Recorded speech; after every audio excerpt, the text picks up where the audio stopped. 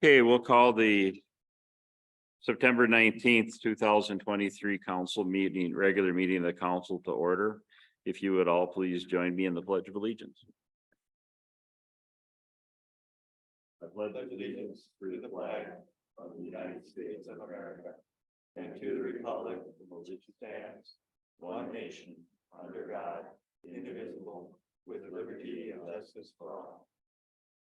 Thank you very much.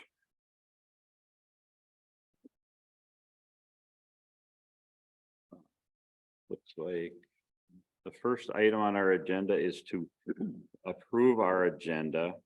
I believe we're going to be striking items 9 and 10, correct? Correct. So, I would entertain a motion to accept the agenda as amended.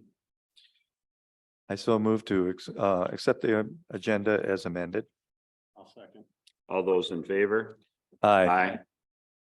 Opposed? Okay. Next item is the consent calendar. Unless anyone has any questions, I would entertain a motion to accept the consent calendar as presented. Mr. Mayor, I would move that we accept the consent calendar as presented. I'll second. All those in favor? Aye. Aye. Opposed? Carried. Okay. Next item on our agenda is open forum. And this is an opportunity for anyone from the public that wants to address something to the council that is not on the agenda to do so. Before we start open forum, we'd like to sadly let everyone know that we lost a member of our Nisswa family. Laura has passed away. She was an employee at I always pronounce her name wrong. Mahadi. I always get it wrong. I know Laura. I've known Laura for a few years, and she was always a bright light, and she was always a great lady. Just in her son, she leaves behind a young son. He's just awesome. He's a neat kid. Anyway, we just want to, if everyone would just join us in a moment of silence for Laura and her family.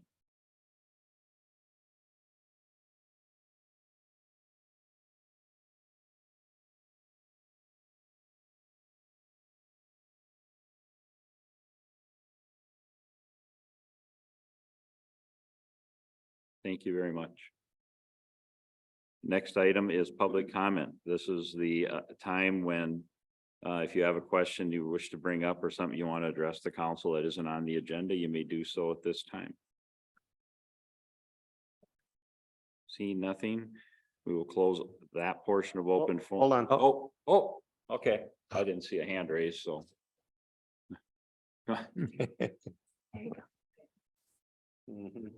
Ron Beebehauser, 5050 Lower Roy Lake Road. And I have a question with regards to the parking at Lower Roy Lake Road and Hazelwood. And I'm wondering, I take it, I believe you guys know what we're talking about. Are you referring to The conditional use permit that was For- granted for Copper Creek. okay. Go ahead. And I'm wondering where we're at with that. I thought it was granted with certain stipulations, and I'm wondering how they transpired over the weekend. Okay. Was there anything else, or else I could ask Bethany, our planner, city planner, to come up and address that for you? No, I'll listen to her. Okay, Bethany, can you come on up and?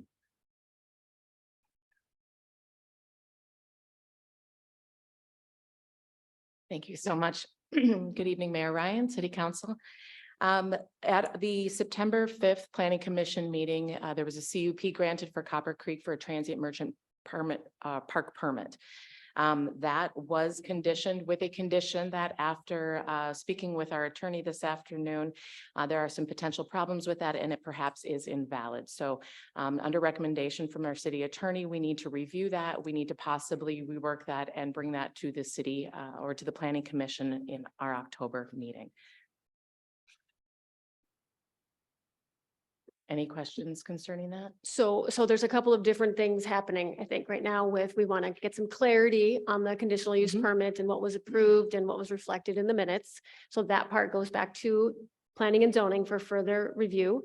The question I believe that is relevant for the council relates to parking in general along Hazelwood Drive and Lower Roy Lake Road. And if the council would like to discuss potential solutions for staff to help remedy this concern, I think that would be appropriate for the council to add to new business and to discuss that item. Thank you. Specifically, if you would like to further discuss that in more detail. Is that wouldn't be considered part of number 6, would it? No, it wouldn't. I think we should just maybe add it first up under new business and the council can discuss if there's anything specific that you would like staff to work towards either on a temporary solution or, and then of more permanent future changes if appropriate. That would be my suggestion, so that would make I would sense. then. recommend that there's questions from the community. We've got, Sure. so why don't we add that to the agenda then? And we can discuss it as a council, what we want to do. Should we have a motion to add I- that to the agenda, Tom, do you think? I have, Or are we, or yeah, Well, you're already past B, approve agenda. So if somebody wants to make a motion to revise the agenda to do that, yes, I think you can. I'll make a motion to revise the agenda to add that item to discuss the parking issues parking, yep. along Hazelwood and Lower Roy Lake Road. I'll second that. Okay. All those in favor? Hi, Aye. Opposed? Carried. So in a few additional items, then we'll discuss the parking in more detail. Yeah. So we've added that to the agenda, so we'll come back to it and discuss it in detail at that time. And at that time, if there's other questions. Yep, absolutely. Absolutely. Okay. Yep. Thank you Yep. very much. Okay. Are they reference the parking in that? Because that, okay, then the time to do that is going to be at when we bring that up on the agenda item.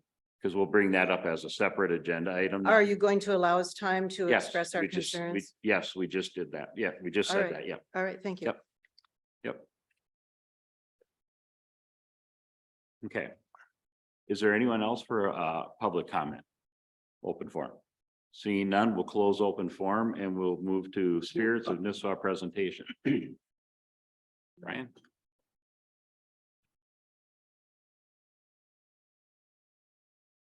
Good evening, Mr. Mayor and council people.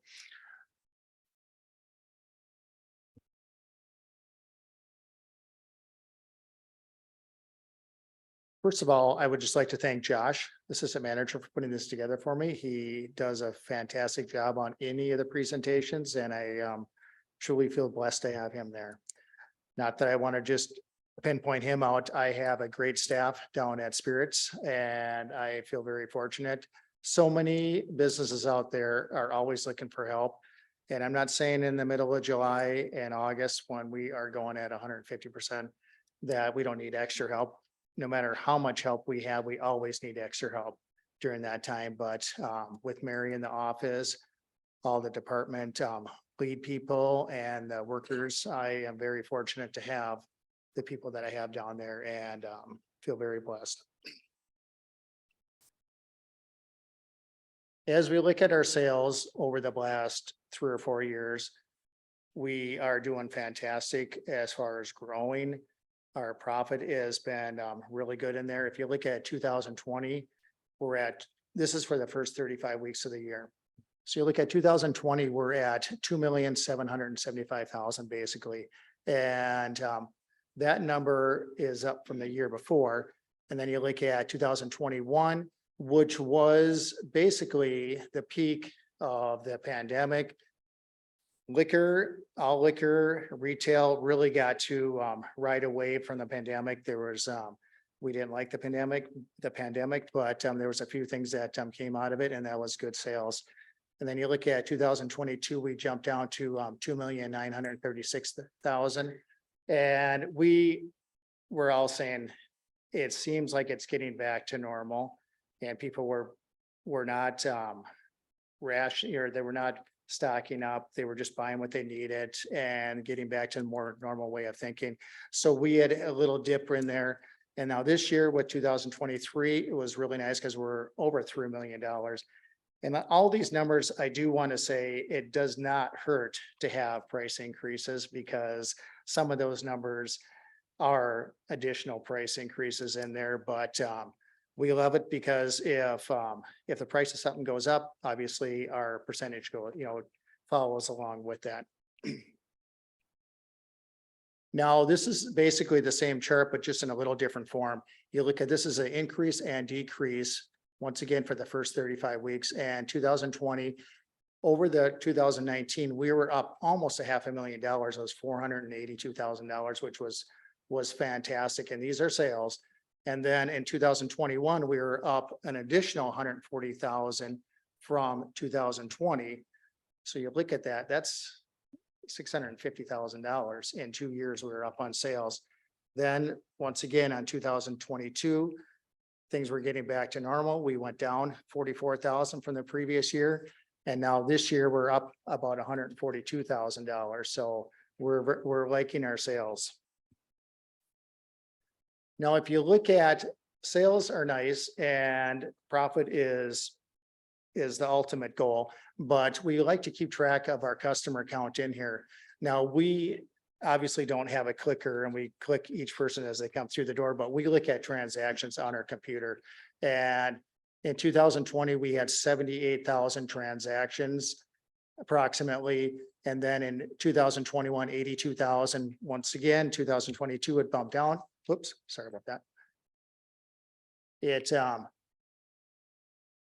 bumped down a little bit. And now in 2023, we're at almost 82,000 transactions again, which is, you look at that, the numbers that I like, they're all very consistent in there. And that's the main goal. You don't like to see huge spikes up and down, because then you're like, okay, why are those spikes there? If we're consistent, then we're doing things the right way. Over the last 6 years, our average gross percentage that we are hovering at is about 27. Sometimes it's 28% each month. And I don't have that on here, but if we look at the net profit, and that's generally around 10%, which if you look at an average liquor store, 10% is a very nice number to have in there. And I'm proud of those numbers. I watch them very closely. That's one of my strong points down there, is looking at numbers and making sure that we're making the profit that we want.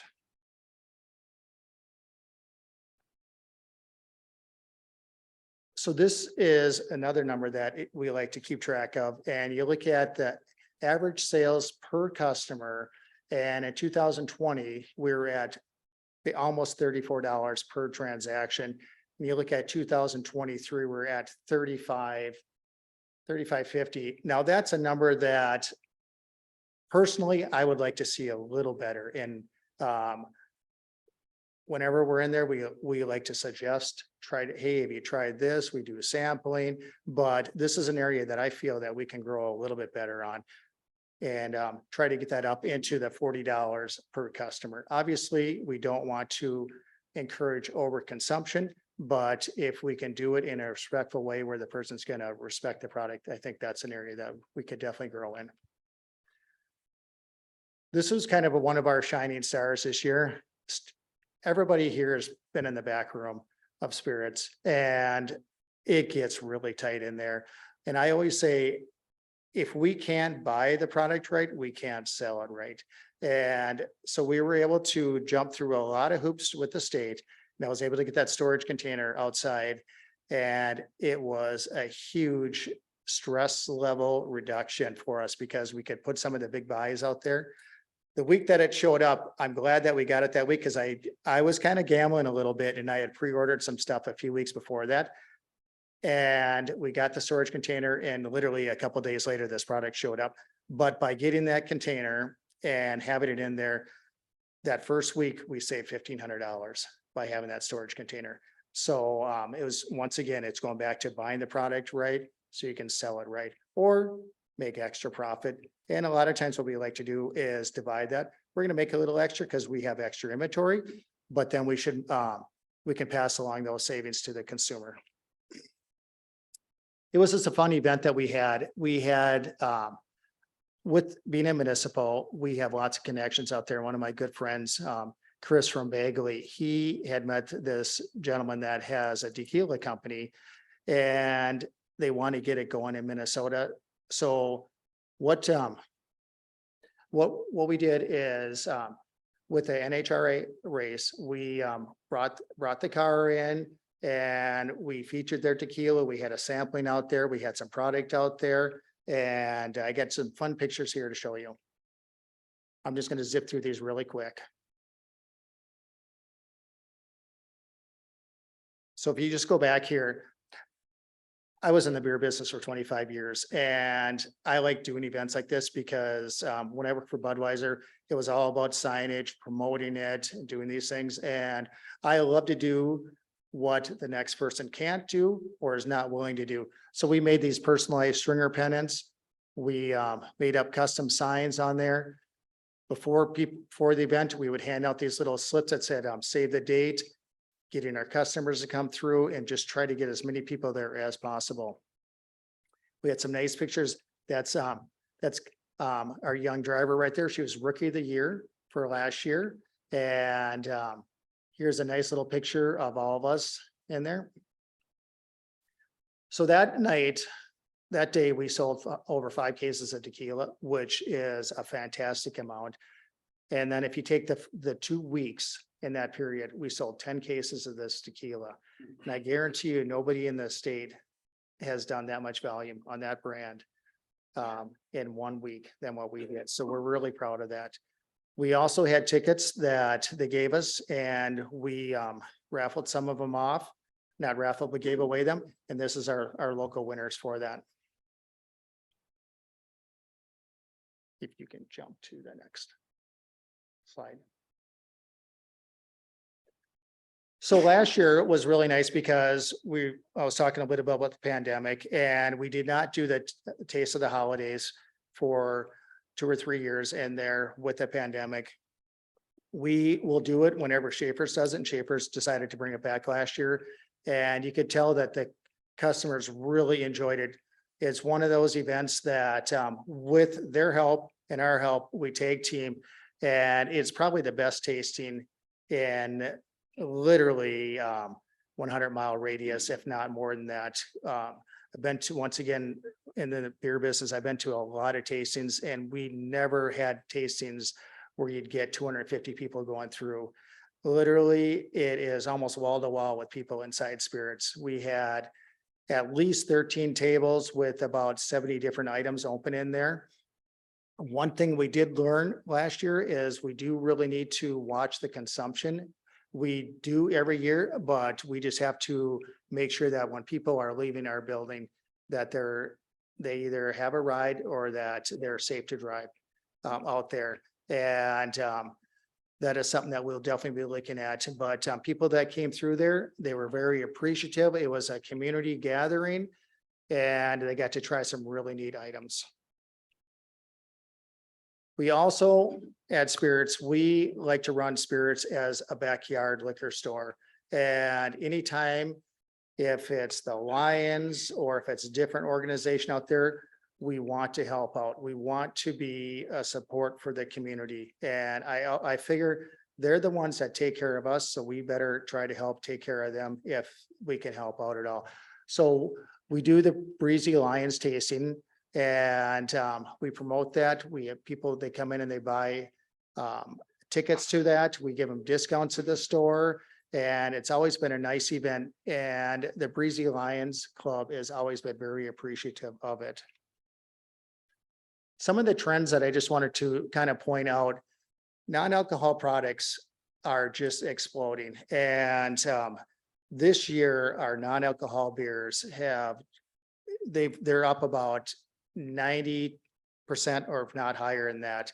And one thing we did is we tripled our space for non-alcohol products. Last year we doubled it, and then we tripled it this year. So we are people are coming in, they want to try this 6-pack, that 6-pack, and we have a beer wall where you can buy individual cans of alcohol. We made a non-alcohol section in there where they can just try individual cans. And once again, I'd like to go back to, we want to do what other people can't or aren't willing to do. And when people call up and ask if we have non-alcohol products, I very proudly say, yeah, we have the best selection in the area. The other area that is really trendy and it's very nice because it's very profitable is the vodka seltzers. Now, about 6 years ago, you had White Claw and the malt-based seltzers. They were exploding, and now people are liking the vodka seltzers because they're a little cleaner finish to them and a cleaner product where you don't get that malt flavor in there. They're not cheap, but people will come up with a cart full of those, and their bill will be $250, and they don't even bat an eye. So it's great. Now, just one part of that, it has taken a toll, and that's something that as our management staff, we watch because you have trends. People only have so much they're going to spend in a liquor store. And if something is up, another item might be down, and it has taken a toll on the wine. So our wine numbers are not looking as good as they were maybe 4 or 5 years ago. And the wine companies have taken notice of that. So they are coming out with products like that so they can get some of their sales back. We've had our learning management platform for numerous years now. We did have a little hiccup in the last year where the platform went down.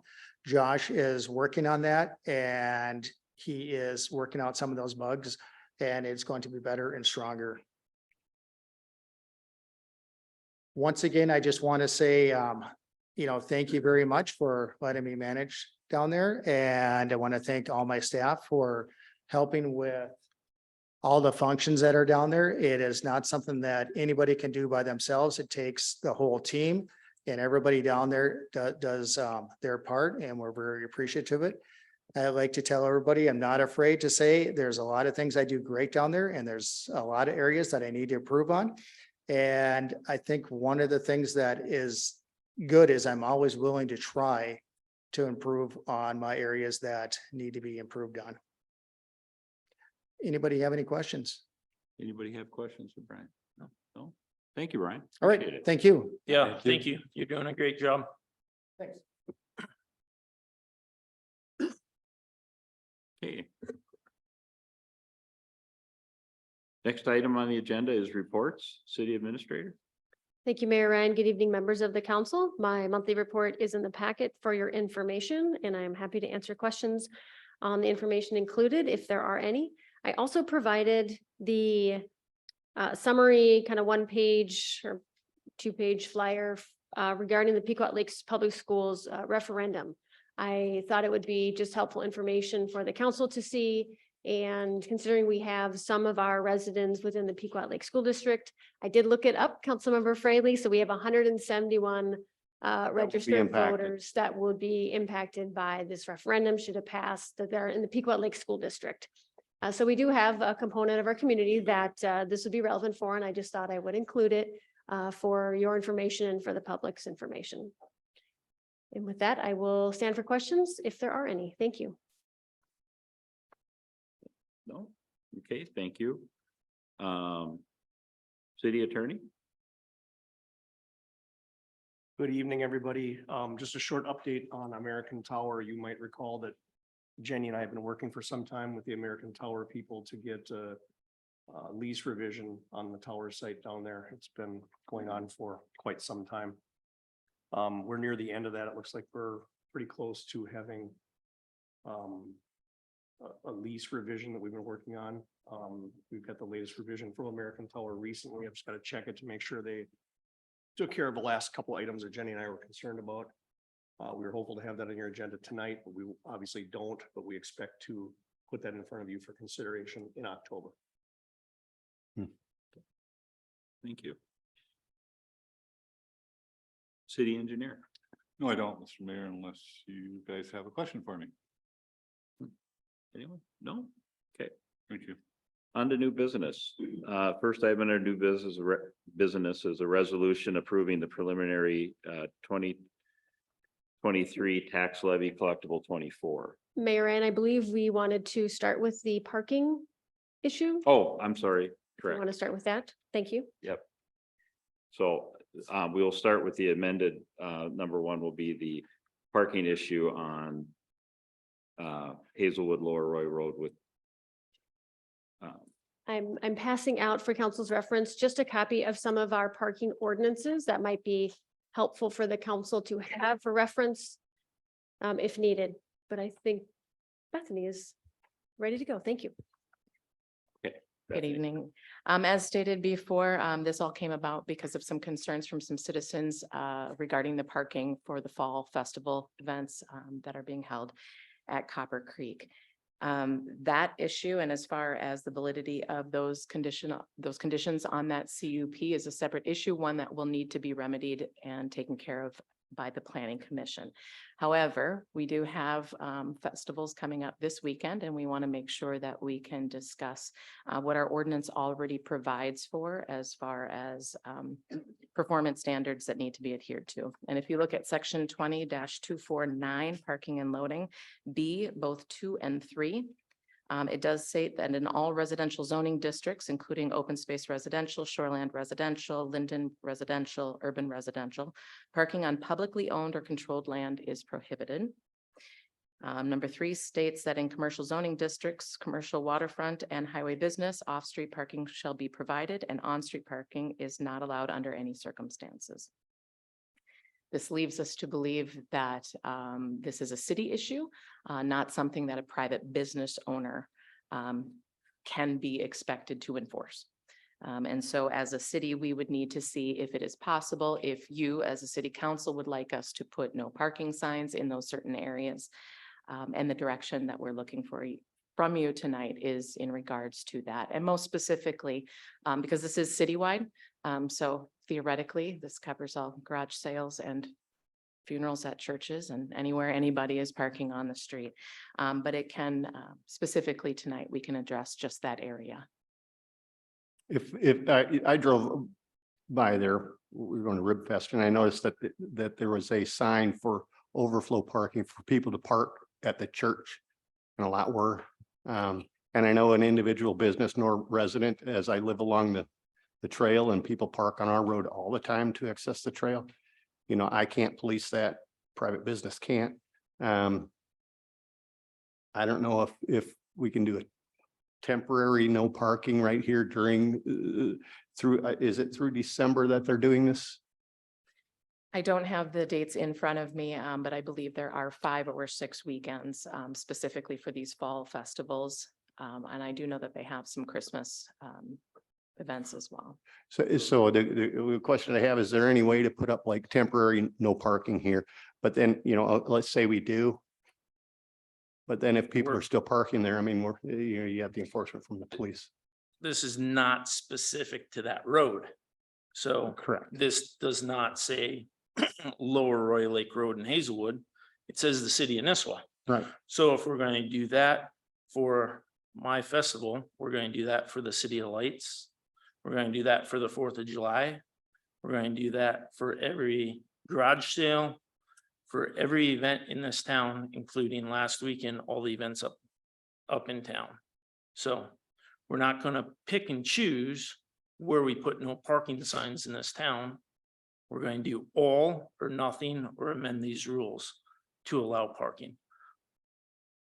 I do know that there is some concern specifically with the Gull Lake Trail and just the implementation of the hydro seeding and those issues as well. I don't know if a temporary solution can be found to protect those areas, and that I know is of concern as well. Has there been any feedback from a safety concern from our police or fire department? I spoke directly with Craig about that and there were 0 calls over the weekend to him. In fact, he was on duty. He could speak for himself, but he was on duty this weekend, drove through there and saw no issues is what he told me. I specifically called and asked him on Monday.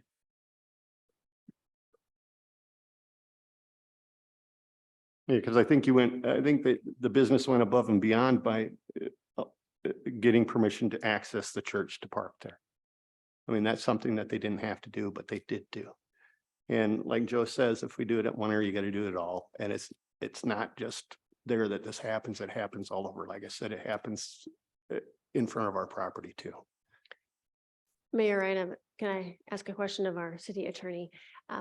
What do you foresee are some options to make sure we're on the same page for understanding that this is a blanket ordinance?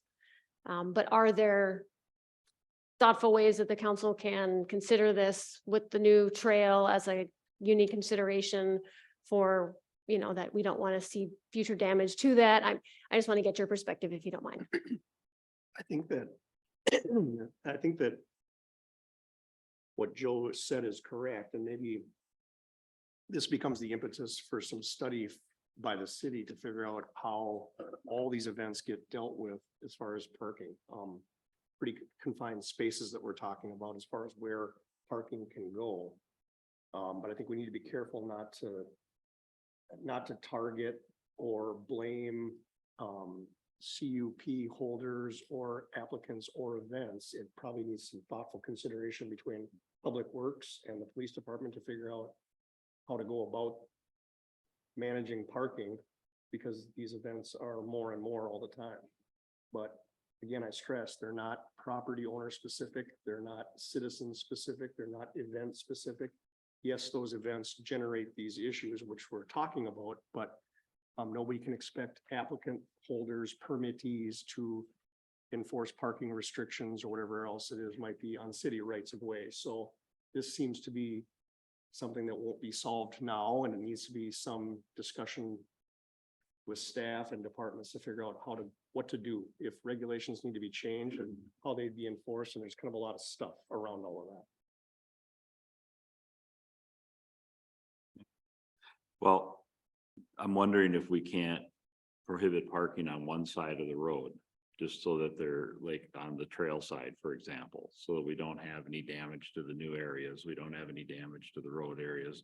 And then could they be directed down to, could the event holder have somebody there that would direct people down to the church to park, because it is congested in there when you get everybody parked on both sides of the road. We have our roads are not designed for it. Our roads are, I always say, are 1980 designed roads for 2023. It's not just an issue here, it's an issue everywhere. This is one of the same reasons why Councilman Krautkramer and myself both voted against this ordinance, because it's not being enforced.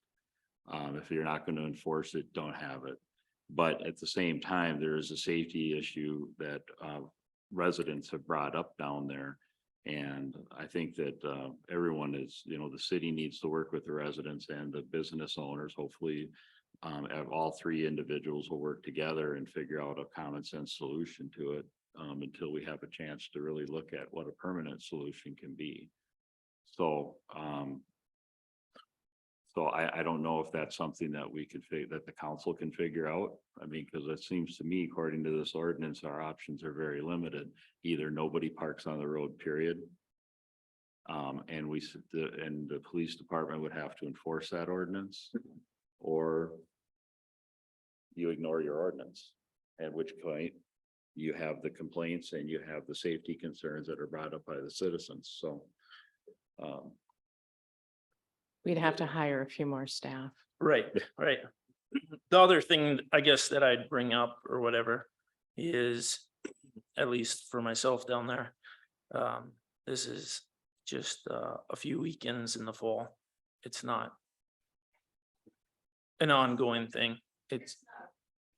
Okay, Mayor. one moment. Everyone, just no So- interruptions. So it's a few weekends in the fall, it only goes until the end of October. So what is that? 6 weekends? The fall festival ends in October. And then, yep, we have Christmas there. We have Christmas trees. Okay, Yep. So, but at the end of the day too, some education from the city to the citizens also too. Like for instance, last weekend, one of the issues was one of the property owners decided to pound steel stakes in inches off the tar all the way on their perceived side of the road, which actually pushed the traffic out into the road. And when they came to confront me, I explained to them that there's the right of way on both sides of the road, and what they were talking about actually was not their property. I mean, it's all surveyed, staked out there, and they were actually in violation of what they were doing. The steel posts were just inches off the tar, actually creating more of an issue rather than less of an issue, and so that's education that needs to be done from the city to the citizens, well, but to that extent, Joe, there's also the education that nobody can park on the road. Sure, then we gotta enforce it. Like I say, we Right, gotta enforce right. it for every So- event. But exactly, You know, and that's what so- we're trying to figure out here Right. is how we do a win-win. We're Yeah. not trying to It- point fingers. I think it goes So- back to what you said, you and Ross were correct in Well, voting but against this that's years the ago. point, because Right. here it is. So, and yes, ordinances can be changed as a process for that. It's not gonna happen overnight, but how do we create a safe event for you? And a safe event for the citizens who live down there? How do we do that? It seems to Is it me there? that this, it's already written down here that, there's no parking on publicly owned or controlled land. As well as on-street parking is not allowed under any circumstances in a commercial zoning district. So to me, the only thing that could be done, me as a private citizen, if I'm impacted by this, I would make a call to the police department. And I'd have the police come on out and get them to clear it out. I don't know if can we do that? I mean, as a citizen, can I do that? It's written down here as a city ordinance. Right. So that's how it should be handled. And our police department should go out there and resolve it. Get it taken care of. But then again, it's not one or the other. It's everything or nothing. I mean, it's Right. just so we In have other to- words, if it impacts so much, because it's such a busy area, congested area, that will have more issues than a non-congested area. And if a citizen complains, that's when the police needs to come out and Yeah, take care of it. And you have the same issue on Church Street. You have the same issue Right. on all these streets during festivals and stuff. So that's, therein lies the issue. So my question is, how do we fix this so that it can work best for the citizens and for the business that is doing this? And how can they work together to create a safer environment for everyone? In my mind, that's the only way to do it as a citizen, to call the police, because if you did not have this, then people can park anywhere they want. Right. So that's Well, why and- this was and they put do. together. The issue isn't my event at all. The issue is what we have is a great town with lots of event that encourages a lot of this type of activity throughout the year, throughout the seasons. That's what makes Nisswa great. The issue is we have a rule that is not enforceable, no matter what we sit here and think. How are we going to control 10,000 people coming in here, or 18,000 or whatever it was at the 4th of July? We don't have the police staff for it. So let me ask you this know, question then, instead of arguing about Right. this, let me ask this question. How can we make this work for both sides until we have a chance to really look at it and make it safer or make it easier, make it better or whatever? How can we make this work? Because we've been making it work around here ever since this ordinance was passed. So, I believe a couple of the citizens wanted to address the council when this item came up. So if you would come up, you do have 5 minutes, so please. Anyone who wishes to. And mainly I'm concerned with how can we fix this so that it works for everybody? That's for So temporary. if you're asking me that, I don't have that answer. Okay. No, go ahead, go ahead. If the ordinance is in place though, Right, that's where we are. And with the CUP that was adopted for this event, stipulations and these issues were addressed. And the CUP was issued with those contingencies. This, the CUP was issued when I would have 10 or more vendors on site. That's what the CUP was for. We It's- never talked about that. No, but I'm telling you, Brittany can, or I'm sorry, Bethany can speak to this. The CUP is not for me operating my business. It was for me having 10 or more private vendors on site. That's it. I didn't have 10 or more vendors on site, nor am I going to throughout any of these events. For the CUP, that was a request for a transient merchant park permit. Our ordinance requires that if you have 10 or more vendors in the highway business district, you have to, as the property owner or as the business owner, has to apply for a transient merchant park permit, and you must obtain a CUP for that as well. So the CUP that was granted was only concerning the vendors on the property. It was in no way permission to do events or sell and have people carve pumpkins. That's not something that we can necessarily regulate. So I'm concerned, confused. I thought when we talked, there was gonna be no parking on the trail side and no parking on the other side. And in truth, there's no parking allowed to begin with. Correct. So the planning commission issued or granted the transient merchant park permit CUP request with the condition that parking, those provisions be done for parking. After consulting with the city attorney, that's not something that we can legally do. Because it was already Because, in place. not because it was already in place, but because a private property owner cannot be held responsible for regulating parking on public property. And that's why that was illegal. So that is something that the planning commission will need to review, modify, and bring back so that we can amend those conditions. We cannot have conditions that are illegal as a city. So can they park on the trail? Okay, No, was anyone parking on the trail this weekend? no. Yes. The pictures are pretty, Did any of the residents of that area call the city about that? no, they didn't. Okay, that, and I'm And that's what we need to do. correct. What I'm saying One is person at a time. if somebody is parking on the trail, call, Okay, but it is far, are you done, sir? Or did you have more? Did you want? No, it was your time. That's why I wanted you to be able No, to no, get no. out what you You know, wanted to get out. We appreciate the activity and everything Yeah. else up there at Copper Creek. There is safety for people. If you look at the pictures that were taken, it's not a safe situation on those public streets. It is not. And you can say whatever you want about what the police said or didn't say. It is not. Just look at those pictures and you got people driving by on their golf cart on the trail. And you got people opening their car doors on the trail with the little kids getting out. And like you said, 10,000 people. Where are they gonna park? I didn't have. no, 10,000 that was over the 4th of July. We were commenting about that. Okay. I During wish the- I had 10,000 people. That's. Okay. No, cool. I don't even think 1,000 people were there this weekend. I don't Okay, know. but so how many cars would that, It's quite a few. okay, I deal with that. I deal with the same situation where I live.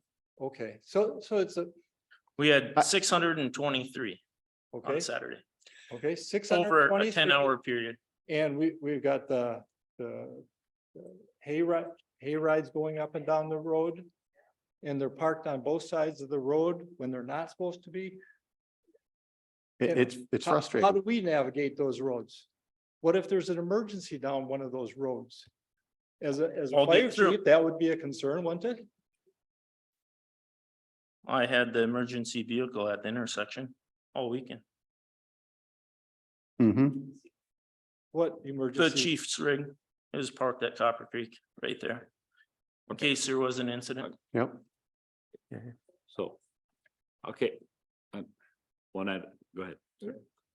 It's your time, that's why I'm You saying, know, how much of the, okay, I mean, we can keep asking questions. I mean, well, they want to address the council, okay. but the resolutions were put forth and nothing was done with them. We couple little signs saying parking at the church. But the cup, that was supposed to be posting no parking signs. Yeah, but as he was saying, we can't do that. They can't, he can't do that. Well, So, okay, yeah, he can't put them out there legally is. you my were understanding. told something that I can't do and that I didn't do because okay, I can't and do. you know what? I appreciate that. Right. But then the planning and zoning, if that's who said they should do that, then someone there should be talking to us. Yeah, and that's what Bethany was trying to explain. Yep, that's what she said. They, after reviewing the CUP, there were some errors in the CUP that were done and that those will be addressed and the planning and zoning will then look at that from there. Our concern is, the concern that I saw, because I got the emails, was about parking on the trail, on the road, etc. And that there was no parking, nobody was parking over in the church parking lot. So, but that's what I'm that's why I'm saying, how do we make this work? Yeah. Okay, so that's where we're at. So, but 5 minutes is up. Okay, Sean, did you want? Good evening, council. My name is Sean Hansen. I actually run a business on Hazelwood Drive called the Outreach Program. There are on numerous occasions that we have people park on Hazelwood Drive because we don't have adequate parking in our facility. I'm also served as the chamber director for 8 years in this community, so I'm very well aware of the congestion that we have on many of our streets, such as Church Street, North Main Street, Hazelwood, Lakers Lane. But we have churches and garage sales and schools and a resort and all kinds of events that happen in this community, whether it's 500 people that come to town or 15,000. Parking has always been something that's been discussed. Our economy thrives on all of these activities happening in our community. To the best of my knowledge, there is always another alternate route out of some area. So I'm going to pick on Lower Roy Lake Road. There are other options to not have to come down to Hazelwood Drive that day. You can use Lower Roy Lake Road and go out to County Road 77. If you're at Outreach, you can go one way on Hazelwood or choose to go the other. I realize that your trail presents a little bit of a unique situation along there now. But if we start to mandate that people cannot park on our city streets in a community that we do not have public parking lots, parking garages, whatever that may be, it is a huge detriment to the economy of this community. So I caution you on putting blanket statements out about just call the police department, have them tow vehicles. Because if you want to turn somebody off that's visiting this community, do that by giving them a parking ticket and making sure that they feel they're not welcome here. Because that influx of money that they are bringing into this community is essential to our economy. And although our economy has gotten better year-round business here, it is still seasonal. So regarding the CUP, that seems clear to me. We can't talk about the CUP anymore. He didn't violate a CUP. He didn't have the vendors there. And you guys obviously have some work that needs to be done around that type of issuance of CUP. So to that, I feel bad for the residents that they were a little bit misinformed or miscommunicated to about what they could do about this. My family went to Copper Creek. I did not. My children and grandchildren did. I drove that road numerous times because I was uptown at the Fall Festival. And if you want to talk about there's congestion on Hazelwood Drive for his event, did you drive on Church Street? Did you drive on Lakers Lane? Did you drive on North Main? because it wasn't any different. It's congested. We have always talked about emergency vehicles being able to get through on those roads.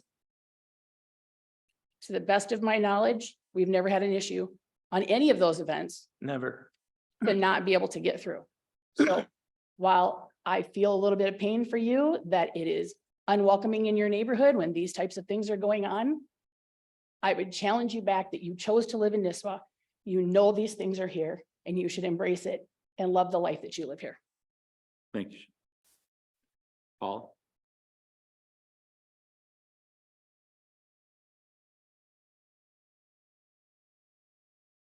Yeah, good evening. I'm Paula West. I live at 24839 Cove Trail. I'm a block from Copper Creek, right off of Lower Roy Lake Road. And I don't challenge anything that Sean just said about this community. We love the community and we welcome the visitors. It is the source of economy here.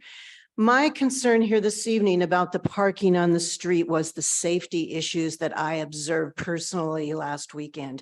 And yes, we, the citizens, were misled by the Planning and Zoning Committee about what was to be expected last weekend.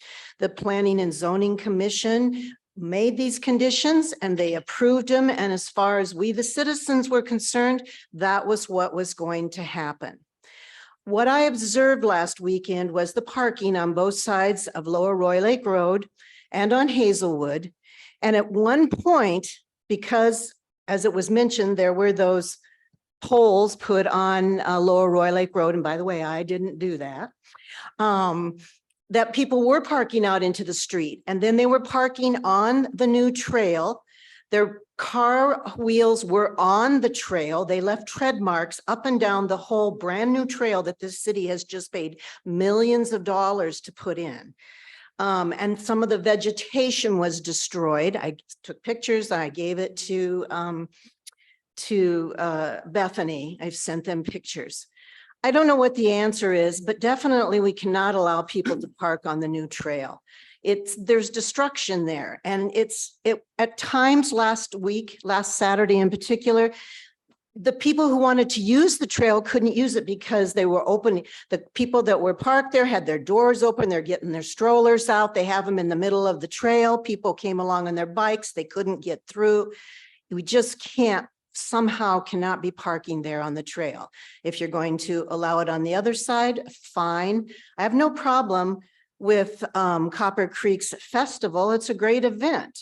It does seem to me to be a little bit of a conflict of interest, though, to be having a council member who's discussing his own business relative to city business. And I'll just leave it at that.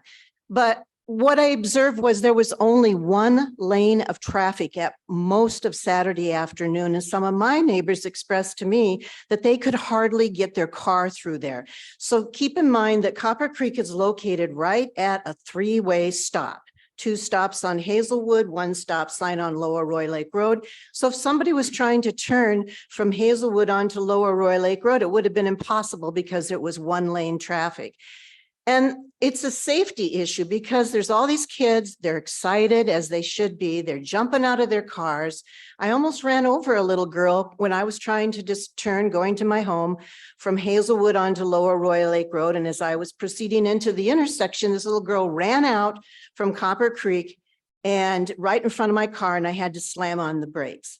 And I've seen this over and over again. Kids get excited. Their parents don't have them hand in hand, and this is what happens. So I guess one solution is that there's plenty of parking over at the church. There's no need for people to park on the streets. If somehow they could just be directed over to the church, there's ample parking that isn't going to affect the attendance to the event. And yet they're right next door and able to park because the church generously offered them that opportunity. So I just encourage you, just out of public safety for the residents of this community, to find a solution to this because it is a very congested 3-way stop there. There's a lot of activity and we don't want anybody to get hurt, but we want people to be able to use our new trail as well. So I hope you'll take those observations into consideration in your further discussions. Paul, I was just wondering that maybe the local residents there can help out with that situation and maybe be the ones that help direct You want us Parking to to the church? spend our Saturday directing Mr. Hall's traffic? Necessarily, it's not his responsibility as to where they park. He did Well, have, then maybe- he did have signs to park at the church. So if there are a bunch of cars parking there, which happens at every event we have in town, that may be the concern, if it is a high safety concern, is maybe some of the residents in that area can do the directing, I mean, out of courtesy, out of help, out of concern. Form a neighborhood safety program. Right. Mhm. In 1 week, we have 7 weekends coming up here. What Jeff would be a good one to, I'm sure he would. Jeff Warren, Yeah. I'll tell him you volunteered him. Oh, Um, I've known him for years, but maybe he would be one that would be, help to be out there. There's a few more in the area too. I mean, I'll I ask. appreciate your suggestion and perhaps that will happen, but I don't think that's the citizens' responsibility. There's only a small little sign right by the gates to Copper Creek that says additional parking over at the church. You'd have to drive right up to the gates of Copper Creek to see that sign. So you're faced with a real dilemma. I understand that. But I do also, having spent a number of years on the Gull Lake Trail Committee, have concern for our trail. And that, we don't do any further destruction to Yeah, it. that's So what thank some you. of we've done with the Paul Thank you, Bunyan Paula. Trail, Mhm. where I live. The local residents on the big weekends, because of the parking issue, we just direct people where they're supposed to park. Do they listen? So what I was wondering, Not that often. what I'm wondering is if, how do we reach out? How do we, go ahead, Jenny. Can I ask, I have a question actually for our city engineer at this point. Sorry, Joe. Well, I'm thinking about the trail project and it's an open project, correct? It's still under construction. It's still under Yes. construction. So it's not even open, but With that in mind, do we need to, in order to preserve some of the work that's been done and to not make that worse, is there anything that we could do to, try to limit the vehicles going onto the boulevard in between? I mean, if it's an open construction project, I just want to ask the question because in other projects, we would have barriers or things to say, we can't go in this area because it's, not making the situation worse. I'm trying to come up with a temporary idea to help ensure there's not further damage to that part of it. I think there's a broader discussion that will take more time for the council to vet, probably with Public Works, police department as well. But in light of trying to find a solution, I wanted to ask you the question, damage that might occur and the contractor saying that's not the contractor's fault. It's the city's fault. And then we get into an issue with that. yeah, there are plenty of tracks on the trail, on the boulevard of the trail already, but that's just something that happens. Okay.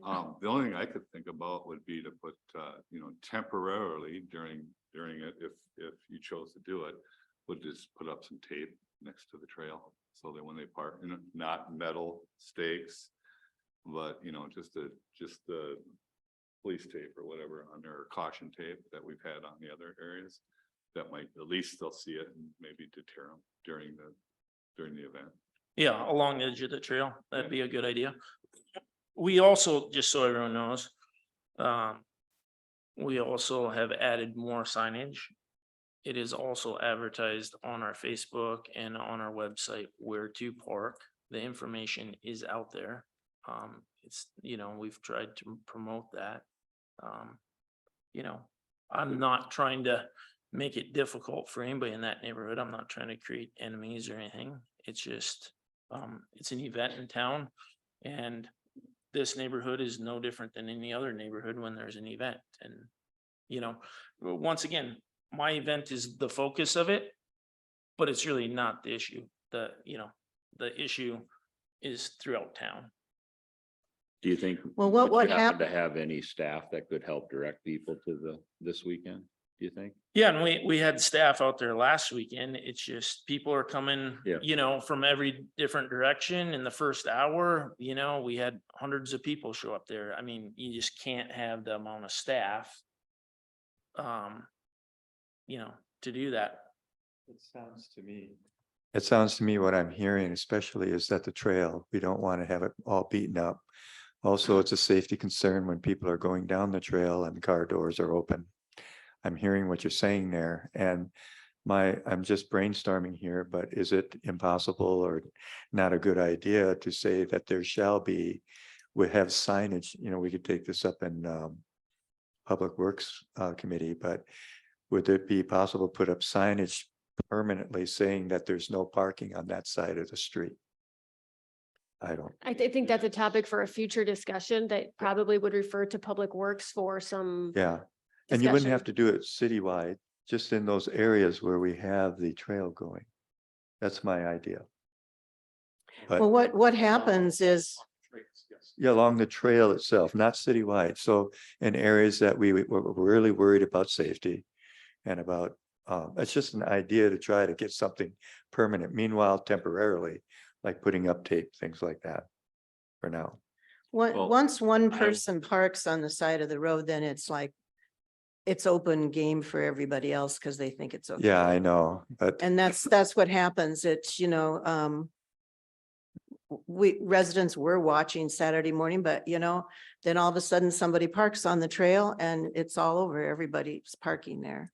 So, yeah, I don't know how you control that, but at least, Okay, what I would like to do, what I'd like to say. that- thank you. Thank for you, listening. Paula. What I'd like to do is see if we couldn't have the Public Works Director, Police Department and Bethany sit down, and then Bethany can explain to them. They should be aware if they haven't already done it. I mean, I'm sure staff is already working on this. I know they are. But that they need to realize there is no parking allowed on city streets, period, which is one of the reasons Councilman Carl Kramer and I, this is just one of the reasons why we looked at this and voted no. But there's gonna have to be some realization by all businesses as well and residents as well, that this is a Nisswa issue. This is Nisswa. I mean, it's just like people walking out in front of you on Main Street. Yeah, it's Nisswa. But how do we get them all on the same page so that this weekend coming up, we can kind of be down there, maybe a little more visible, and maybe the officers could help out and let people know too, hey, they're, if we can keep one side clear at least, on the trail side, maybe we can put up, the Public Works could work on some temporary no parking signs that could be pounded in, put in the ground there just real quick, something like that. But then that gives planning and zoning time to do what we need to do, because anything that we do with this ordinance is gonna take a little more time to deal with. Mhm. So, and try and make it a safe and kind of work a win-win for both sides. That's my suggestion that I can come up with right now tonight. So. And I think something along those lines, if the council is agreeable to using some kind of tape to delineate that the sections of the trail we want to try to keep from further, getting further damage to. I mean, I think that's the direction. If the council, that's what you wish, then you just need a motion to instruct staff to do that. And that would be first step. Then probably also directing staff to start to look at the ordinance and discuss at the respective committees where that's appropriate to get some feedback and how, if it needs to change, what some options could be for the council to consider. Correct. I agree. Mhm. So, motion, yeah, I'd like to make a motion that for temporary purposes that we put up like do not cross tape or something to say that they are not to park on that side of the road on the trail side.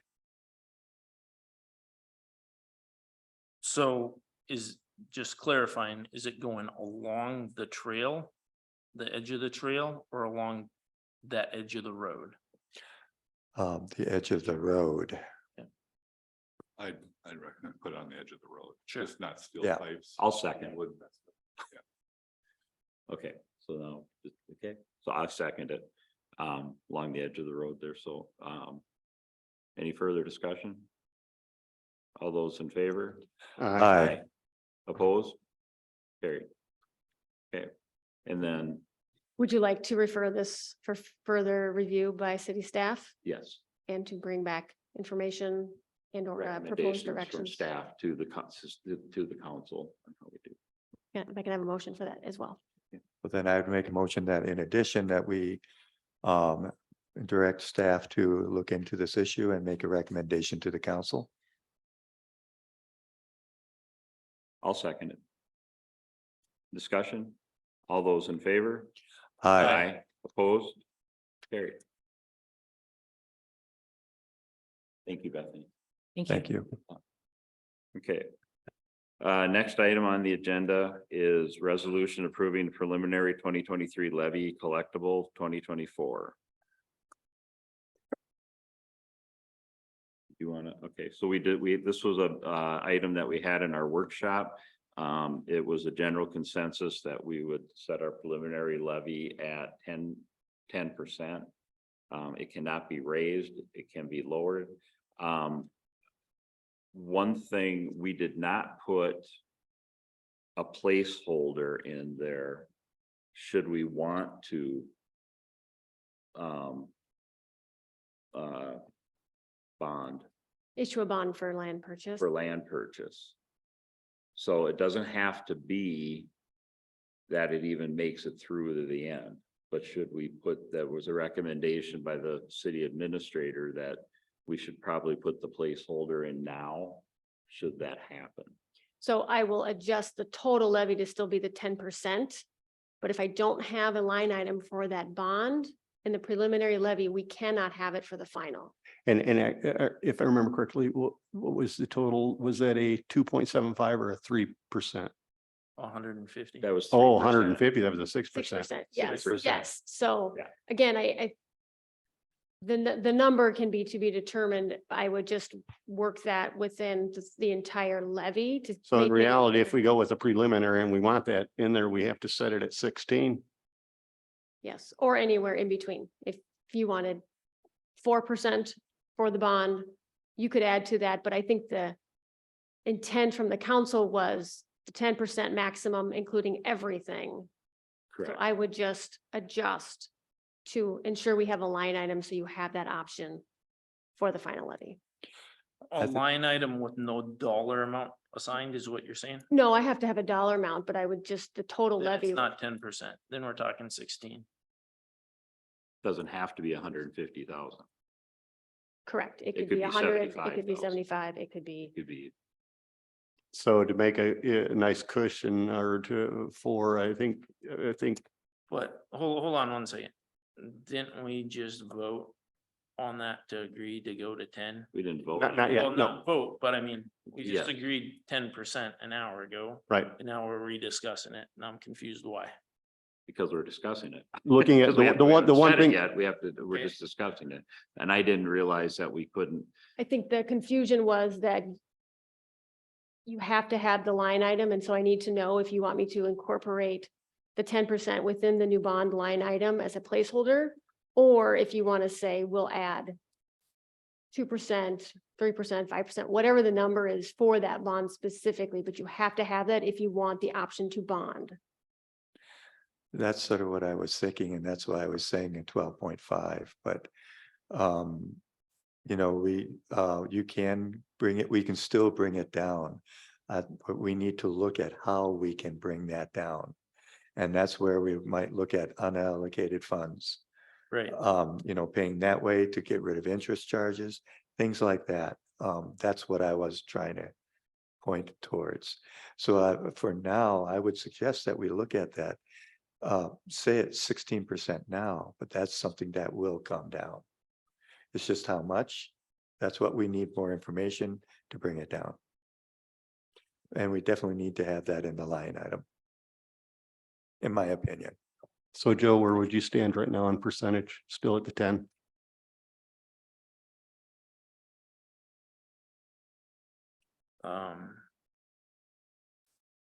Yeah, I guess, I would still be lower than 16%, for sure. Again, that's because we can't go up, but we can go down. Okay, and with that that, logic. and with the holder,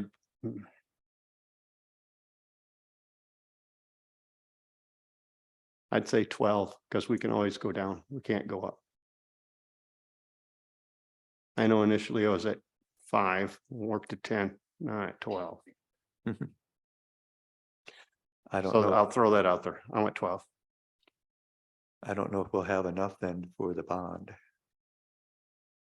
Well, we don't. We don't know. That's the Problem is, question. we don't know what that dollar amount is. Correct.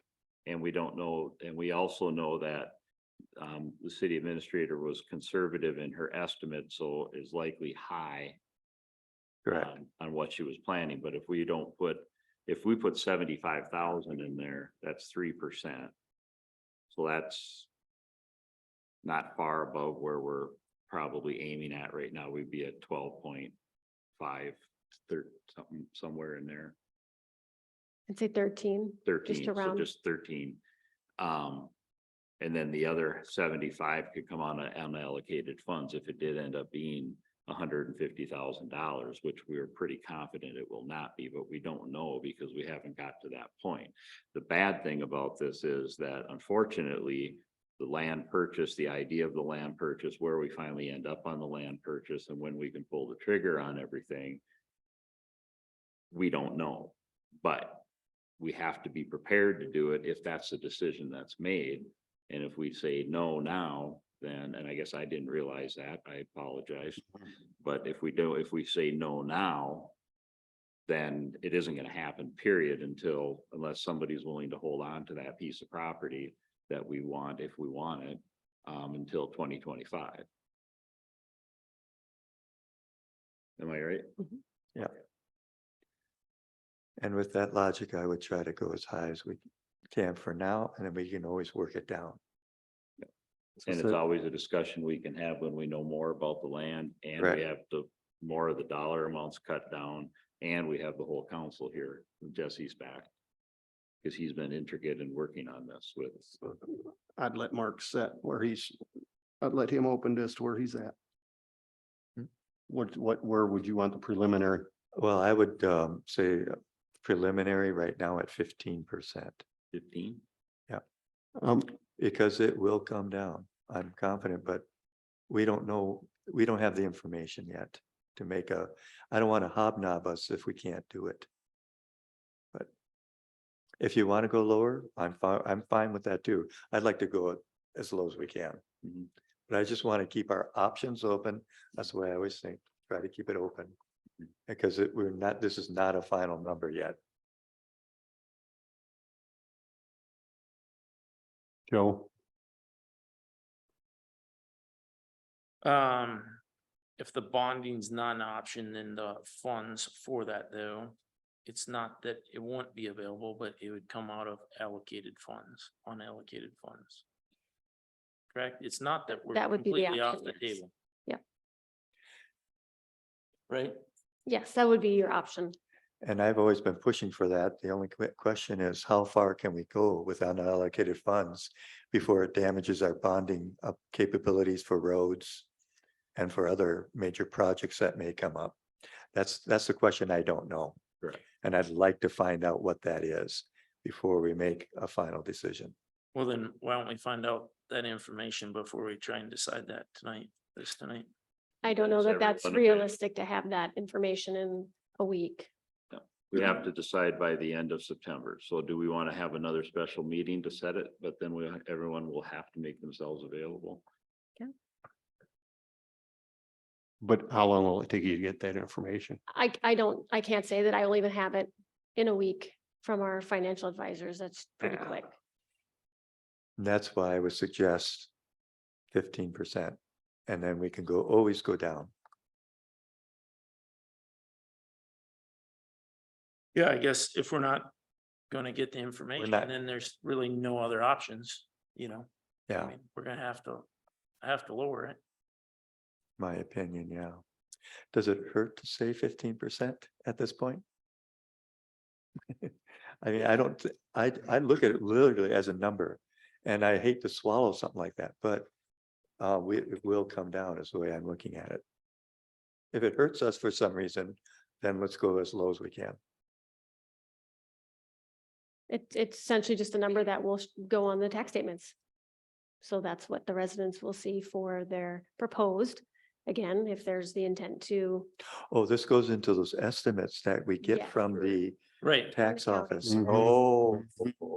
yeah, that's, Yeah, I Yep. see. Okay. so, that's why we want the most accurate I information as understand. possible. Mhm. But if we're Okay. not going to get that in the next couple of weeks, you know, Then I might suggest we go, let's say like the 13. Mhm. I'd be comfortable with that. I know last year, what we cut 7 off Okay, of it. I thought there was no, it wouldn't hurt at all, but I understand now. Are you comfortable with 13 right now, Joe? what are the numbers rather than just making up a percentage? I'd like to, do you know what the numbers, what does Well- 13% do for that bond? It gives well, us 13% 3%. would be $75,000 for the bond, but that's just, that's hard to associate to anything specific at this point, because we Right. don't have enough information, so. I think that gives you room to work with. The Yeah. council can continue to work on that process. And did we have the full dollar amount in there still for the police department? For that, even if we started midway through or use that other money for that, so Mhm. were we already heavy 30-40,000 in that category also? Yes, So Yes. potentially, we could be looking at $120,000 number for the bond. Because we already have a cushion there. Correct? possibly, yes. Mhm. Did we eliminate the public works employee? No, Yes, It was really difficult to get to some of those details. I think specifically the council that- was the Camp Lincoln and the bond was the primary focus, leaving the So, staffing components. so we in. still have other options that we can cut substantially if we have to. Yes.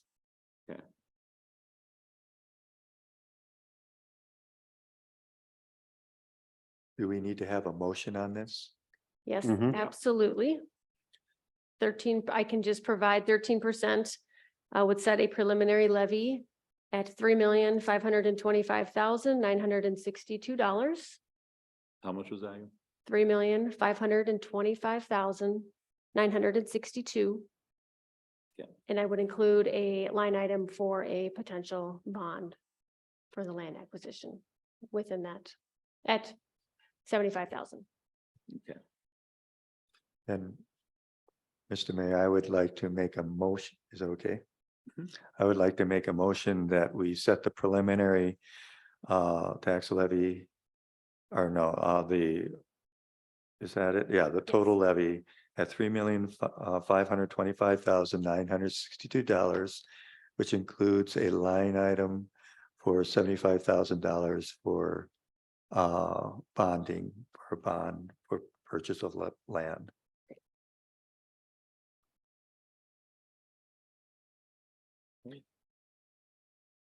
And that would equate to 13% levy. can I get a second? I'll second. Any further discussion? All those in favor say aye. Aye. Opposed? Carried. Okay. Okay.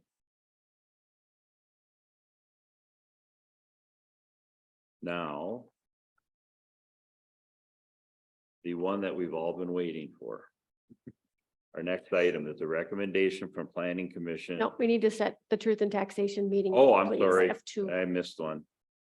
That's the one we've all been waiting for. We can't Mhm. wait for that. I need a Yes. motion to set a truth and taxation meeting for December 9th at 2023 at 6 P.M. I so move. Second, Second. all those in favor? Aye. Opposed? Carried. And Mr. Mayor, if I could, I just want to make sure the public is aware that the public will be able to speak at our truth and taxation meeting regarding our final 2023 paid 2024 levy.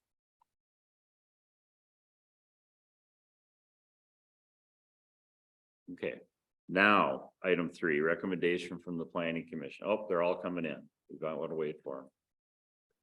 They've been very patient.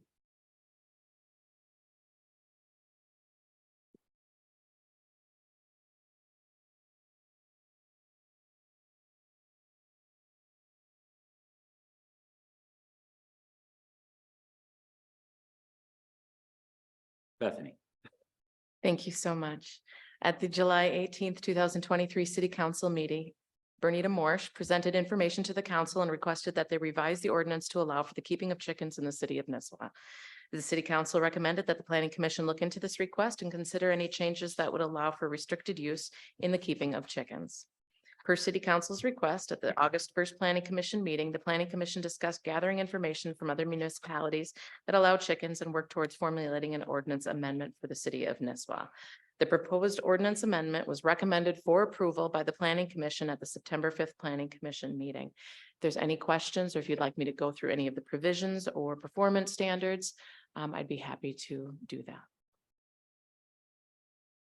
Also, before any decision is made, Bernita Morsch would like to address the city council. Oh, very good.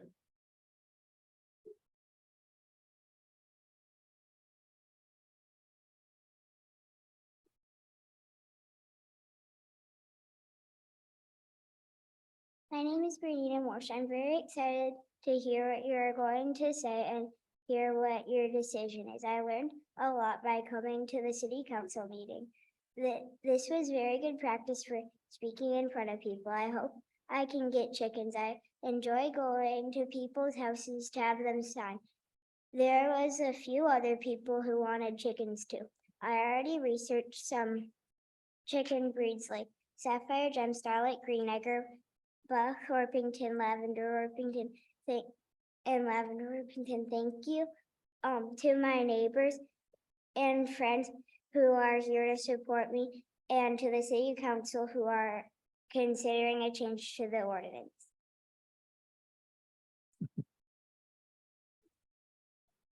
Do you want fryers or do you want layers? Layers.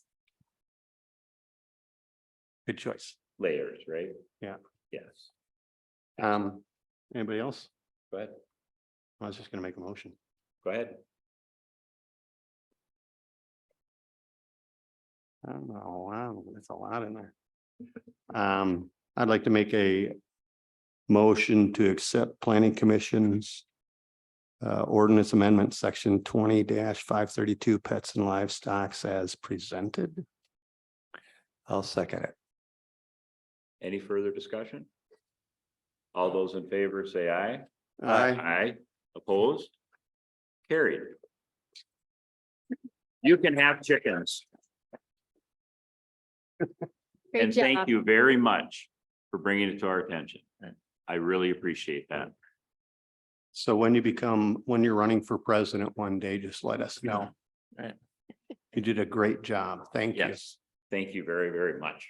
If you need straw in a month for them, let me know. You can have all you want. Thank you very much. Thank you, Bernita. Thank you. Mayor Ryan, can I please also have a motion to publish the ordinance summary in the newspaper? Also make the motion to public the ordinance summary. I'll second. Second by Mark Usinger. All those in favor? Aye. Aye. Okay. Great.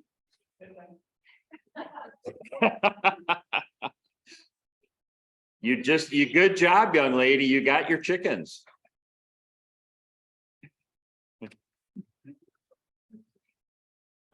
Okay.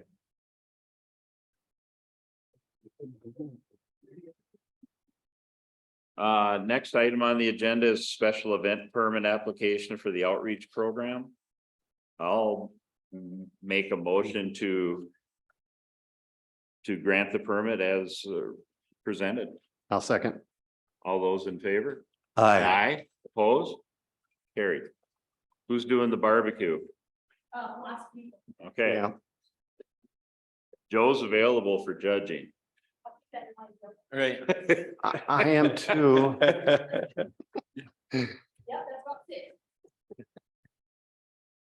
Okay. Next item on the agenda is an after the fact, street alley use permit for Big Axe for live music on September 1st and 3rd and Oktoberfest for October 14th. Make a motion that we accept. I'll second that. Yeah. All those in favor? Aye. Opposed? Carried.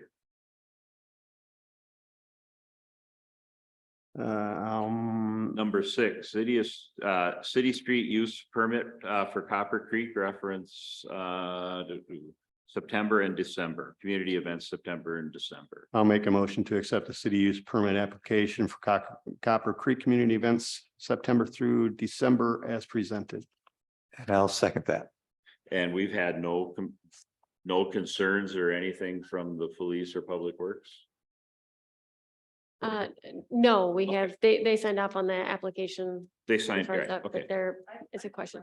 yes, please. More so gets you on record than we can hear you, but My name is Linda Beebe House, I'm 5050 Lower Roy Lake Road.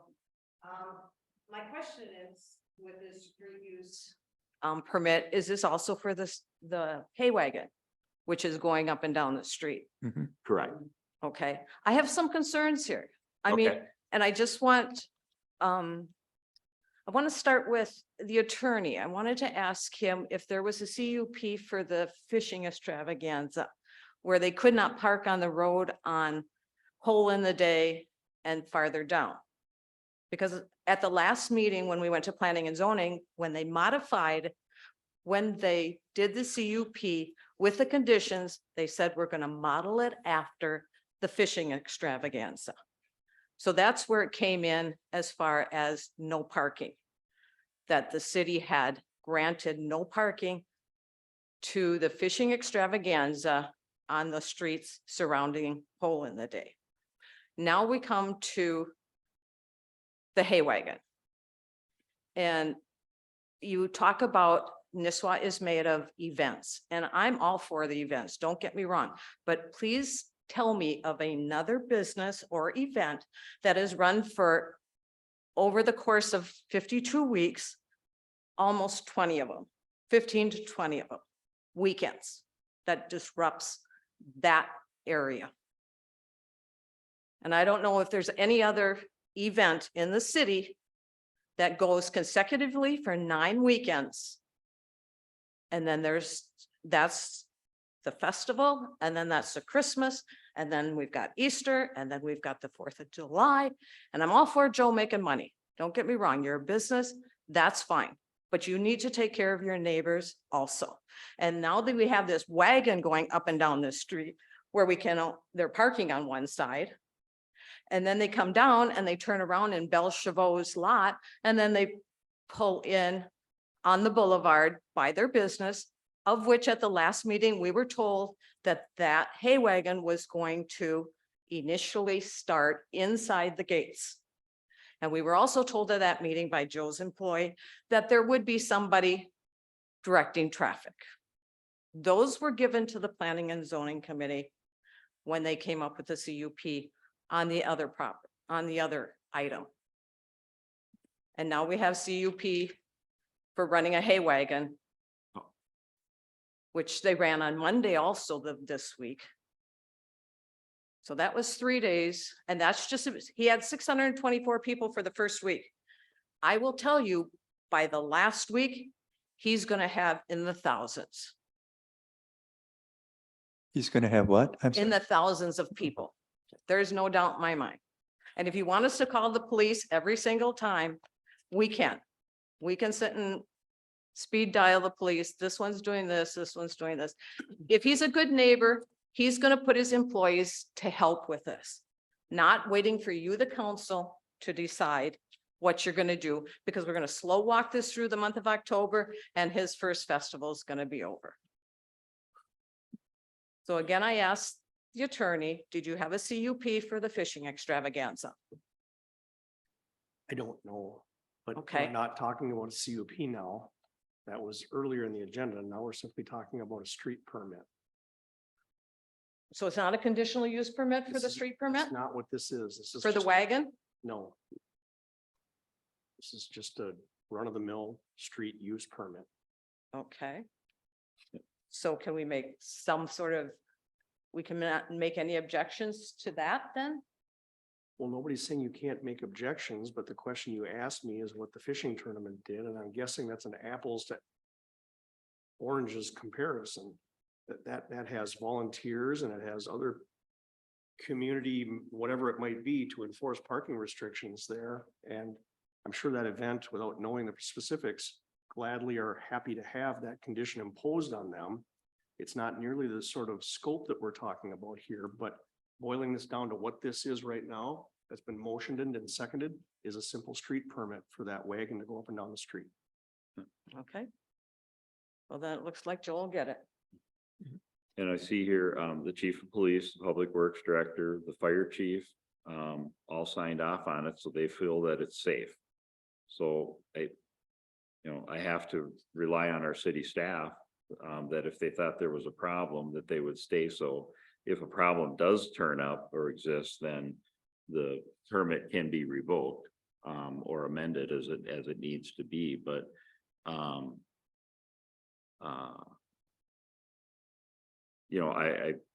and as far as, that's a discussion that you can have individually with, Copper Creek. If they're gonna have people out there to help direct the traffic coming in and out of their entryway or whatever, so. I'm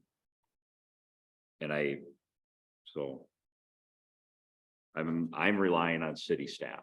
The city staff feels it's safe. I'm taking their word for it until I have reason to believe otherwise. I have to back up, rely on them, back up the staff on that, so. So that's just my personal opinion on it.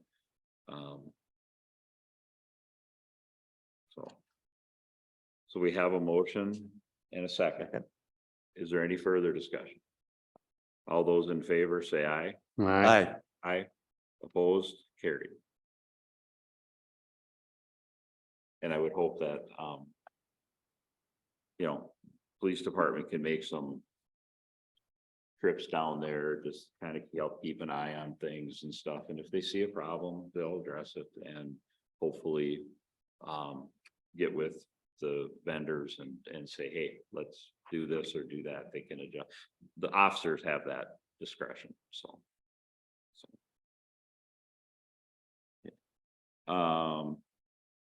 Second item is, or the next item is a memo from the city administrator reference to smoking ordinance.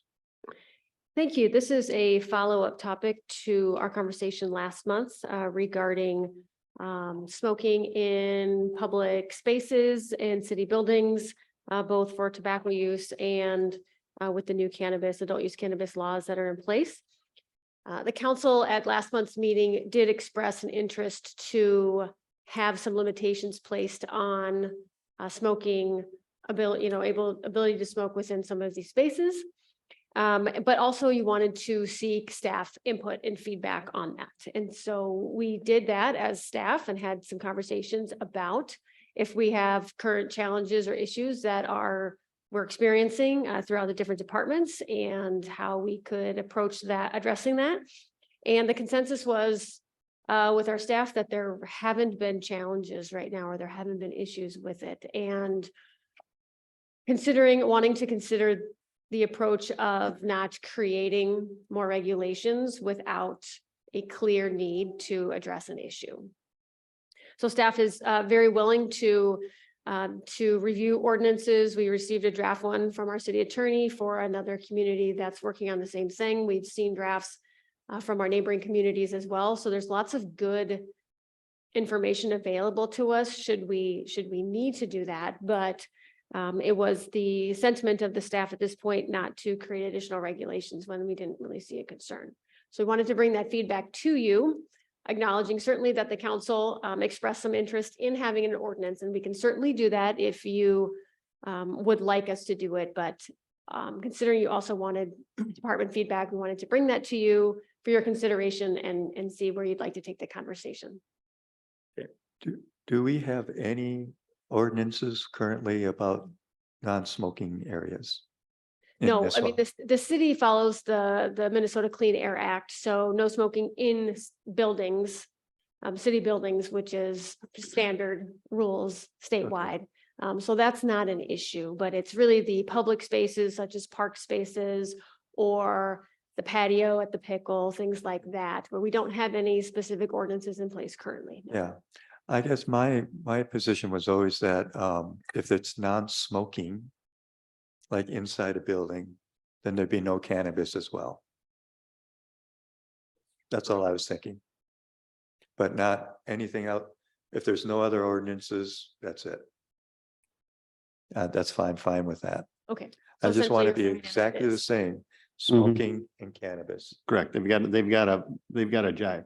I think, I agree. We should go with staff recommendation and just wait and see.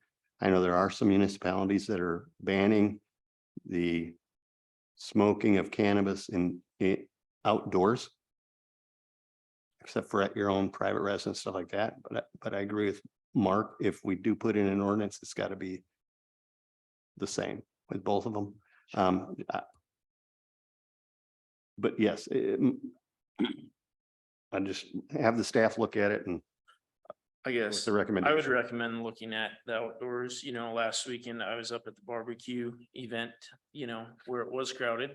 There were a lot of people around, family, kids, all sorts of different events, you know, right out in front of the building here, Yeah, the streets. And at that event, people were doing both. I mean, Yep. it was obvious that that's could going smell on. And the stink, the smell, I had my kids up there, the family, smelled it last weekend out in front of the building here. And it's just like, why do we want that? I guess I don't want to sit there and eat ribs and smell that in an open space. And so I would ban it, ban what, the cannabis only? both. Both, yeah, Smoking, both. both, yeah, Mhm. smoking everything just across the board in city limits is what I would do. I agree. I hate the smell, but what can you do? It's sort of like not to park on the street or on the sidewalk or something. So you're talking about public property. Yes, like you can only regulate the public property and Right. not private property. So it'd be no smoking in any private, and publicly owned lands. Correct. So let's just have the staff look at that and see. Well, so we did. So that was the recommendation, was to wait. So I think some of these things may start to come up a little bit more frequently with the events that we're seeing. So the question to the council is, do you want us to, we're happy to bring forward a recommendation draft ordinance language to do that if you are already seeing some of this take place that you are concerned about. Or if you want us to wait and see over a few, handful of different events and see what the impact is, we can follow up in a couple of months and give some specific staff feedback. We can do that as well. I want to just make sure that this is staff's recommendation at this time. So if you'd like something different, that's what I need to know. I have to say that, we don't allow drinking in public. They can't walk down the street or, drink in the park or anything like that. Unless it's a special event, then it has to be sectioned off, et cetera. Cigarettes are cigarettes, that's fine, but I agree that the last thing I want to do is smell marijuana. The last time my wife and I were on a vacation, we had the person in the cabin in front of us that on the cruise that were smoking marijuana, but she was a cancer patient. I understood that, but still, it doesn't matter what direction the wind's coming from, the ship's moving that way, we get it. It's unpleasant. I don't care for it. I wouldn't want my kids or my grandchild to hear that, smell it, but I will respect staff's request at this time, but I think it's something they should keep a very open mind on, and they should really look at, because what are the legal ramifications if we banned marijuana smoke in public areas, but not cigarette smoke, Tom? Well, the state has put forth that municipalities can set ordinances, No, I understand that. can't outlaw it, What but we are can we- set What are areas we can and can't. potentially looking at as far as, if we say no marijuana smoke, but you can smoke your cigar or your pipe, I think John, I think it lies not in whether you write the ordinance, it's the enforcement end. Yep. And then it's the prosecution end. Mhm. And so I'm not saying you shouldn't have an ordinance. I'm just saying that, to me, and I know I said this to Jenny, the cannabis thing is one thing that's obviously all over the place, and municipalities are doing what they're doing. Crow Wing County has an ordinance out there that they're trying to further with communities, but city's got its own police force and it's got its own misdemeanor prosecutor. if you start sending a raft of city issued tickets for smoking cigarettes to the prosecutor, he's predictably probably gonna dump those. I don't know how much that will happen with respect to misdemeanor citations for smoking cannabis in violation of an ordinance. That strikes me as something that prosecutors would take more seriously. I So can't- we would probably be better off saying that the city park, for example, is a smoke-free zone. However you do it, the point is I don't recommend if you're gonna do some ordinance around smoking that it includes smoking cigarettes. Okay. But I do understand the idea of not wanting to be in public at events, smelling cannabis smell. And I do think tickets like that issued by our police department and forwarded to the city prosecutor will be given a different level of attention than if there's a ticket given to somebody for smoking a cigarette. But I don't know what our city prosecutor would do. Right. So there's that. And because this is so new, I don't even know if they would know either necessarily, because this is a new situation. So it could be something that might evolve over time depending on the volume or frequency of potential citations in that regard. Could certainly have staff look, just keep an eye on issues and maybe catalog that and bring back some information to the council in a couple months. I'm just throwing ideas out there for you to consider.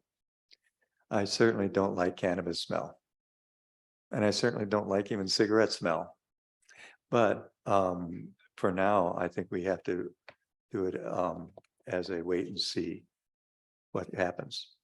I would follow what the staff has recommended on this. Well, I'll entertain a motion. I'd make a motion that we follow the recommendation of staff as presented here tonight. I'll second. Can we add to your motion that the staff monitor it and keep the council apprised of complaints and Yes, cetera. okay, I'll add that onto the motion that staff monitors it and keep us apprised as to any issues that are coming up. Yes, definitely. If Councilman Fraley would agree to the amendment. Will you modify your second? I modify my second. Thank you. Okay. Any further discussion? All those in favor, say aye. Aye. Opposed, carried. Gull Lake Trail Project, pay application number 4. Yeah, Mayor. I'll turn that on. This is 4th application payment for $183,000. 153,17. This one amounts to, it says 56%. But that's mainly Lake Shore. The remaining activities we have here is the signs and fencing. Otherwise, everything is mostly done. There's a couple of drainage issues we got to address. But other than that, Nisswa's side is for the most part completed, except for the signing. I'll make them. I guess I'd offer this for a motion. Okay. I'll make a motion to accept payment application number 4 in the amount of $183,153.17 as presented. You could say it. Second. All those in favor? Aye. Opposed? Carried. Does anyone have anything for council notes? No, neither do I. There's be nothing else. I'll entertain a motion to adjourn. I so move. A second. All those in favor? Aye. We stand adjourned.